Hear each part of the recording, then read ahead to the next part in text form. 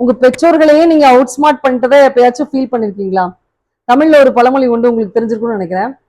தாய் 8 அடி பாஞ்சா குட்டி 16 அடி பாயும் அப்படின்னு சொல்லுவாங்க. நம்ம ஸ்டீவ் ஜாப்ஸ் பத்தி பேசி ரொம்ப நாள் ஆச்சு இல்லையா?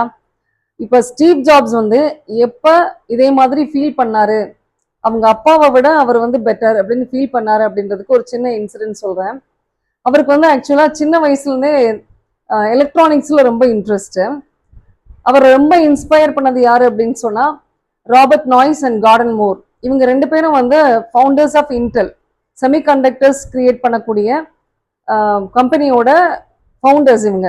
ஸ்டீவ் ஜாப்ஸ் வந்து மைக்ல ஃபர்ஸ்ட் டைம் ஆம்பிளிஃபையர் இல்லாம பேசுறப்ப அவர் அடைஞ்ச சந்தோஷத்துக்கு அளவே கிடையாது. ஆனா எல்லாம் தெரிஞ்ச அவங்க அப்பா, அதாவது அவரை வந்து அப்படிதான் கன்சிடர் பண்ணாரு. மோஸ்ட் ஆஃப் த சில்ட்ரன் வந்து அவங்க அப்பாவை அப்படி ஒரு சூப்பர் ஹீரோவா தான் பாக்குறாங்க. ஸோ அவரை பொறுத்த வரைக்கும் அவருடைய அப்பா வந்து அவருக்கு ஒரு ரோல் மாடல். அவருக்கு எல்லாம் தெரியும் அப்படின்றது வந்து இவருடைய குழந்தைத்தனமான ஒரு நம்பிக்கை. ஸோ இவர் வந்து இந்த விஷயத்த அவங்க அப்பா கிட்ட ஷேர் பண்றப்ப, ஆம்பிளிஃபையர் இல்லாம மைக்ல சவுண்ட் ப்ரொடியூஸ் பண்ண முடியும் அப்படின்னு அவர் சொல்றப்ப, அவங்க அப்பா வந்து அதை அக்செப்ட் பண்ணிக்கவே இல்லை. அவர் ஸ்ட்ரிக்டா நோ இட்ஸ் நாட் பாசிபிள் அப்படின்னு சொல்லிட்டாரு. ஆனா அவர்கிட்ட ஸ்டீவ் ஜாப்ஸ் வந்து இட் இஸ் பாசிபிள், மைக்ல வந்து ஆம்பிளிஃபையர் இல்லாம சவுண்ட் ப்ரொடியூஸ் பண்ண முடியும் அப்படின்னு அதை நிரூபிக்கிற அந்த தருணத்துல அவர் வந்து ஃபீல் பண்ணாரு அவங்க அப்பாவை விட அவர் வந்து பெட்டரா இருக்கிறாரு அப்படின்னு சொல்லி அவர் வந்து ஃபீல் பண்ணாரு.